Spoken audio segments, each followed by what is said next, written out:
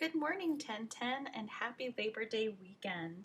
I hope that most of you guys will be able to have Monday off and enjoy your day. And for those of you who don't, I'm so sorry, and I hope you find some time to rest and play another day. I can't believe that we are already talking about week 3 color.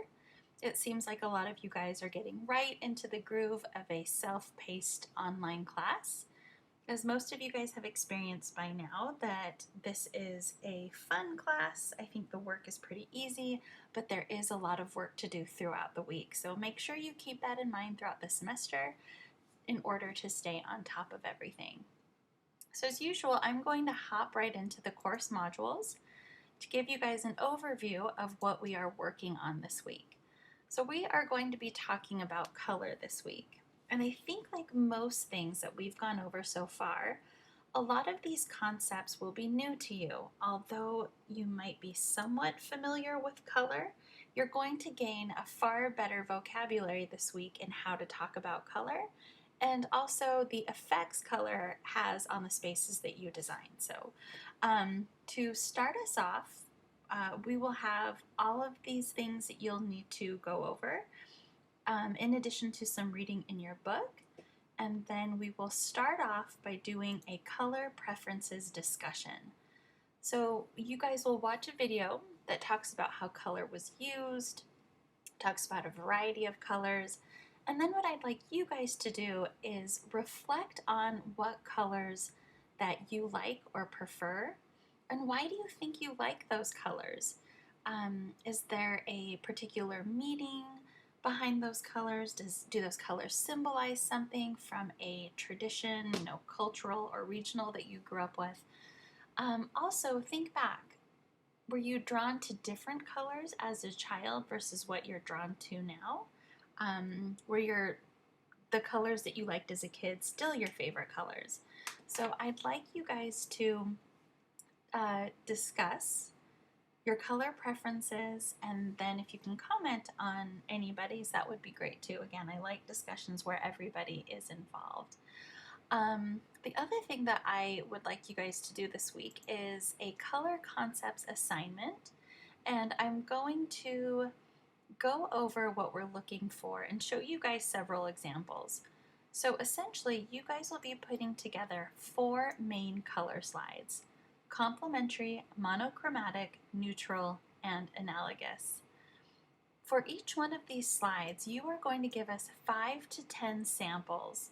And for those 5 to 10 samples that support these color schemes, we'll be looking for fabrics, wall treatments, floor coverings, and then to make up the rest of your samples, you can also venture out and do different finishes like metals, woods, plastics, laminates. Now, with one of these, we want you to pick one color scheme and do actual samples.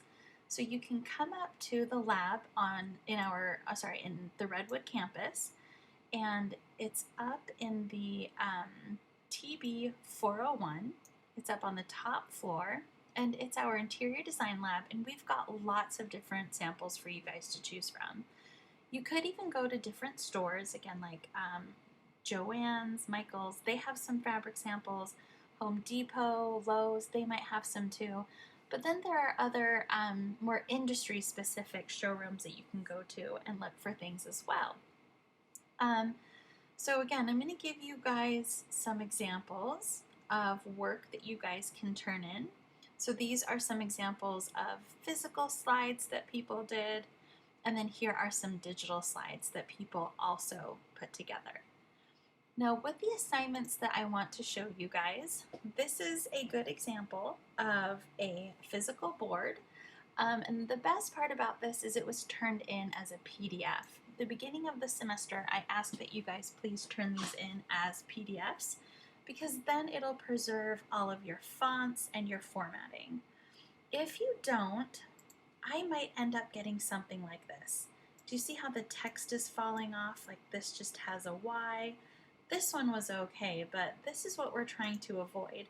So just about in any PowerPoint program or whatever program you're in, you can either go up to File, Save as PDF, or File, Export as PDF. Please let me know if you have any questions on that, but let's try to preserve all of your formatting.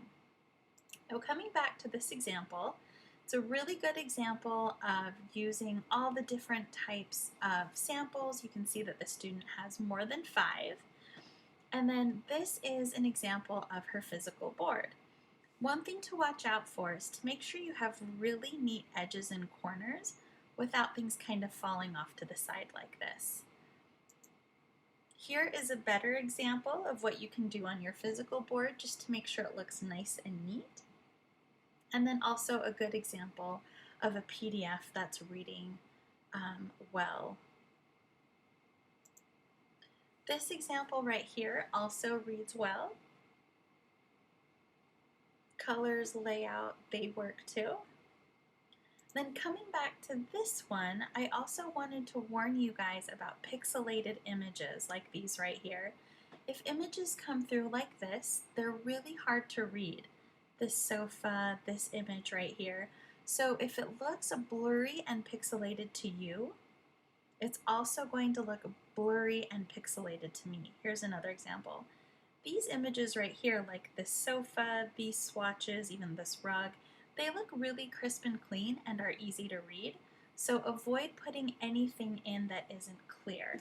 You might even have to find another example to use just to avoid losing points for not having clear images. Again, please let me know if you have questions about that.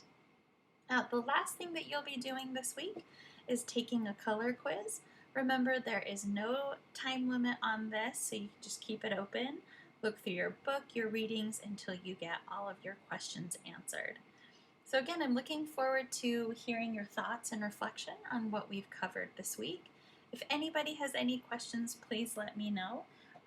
Make it a great week, and I'll be talking to all of you guys soon. Thanks, everybody.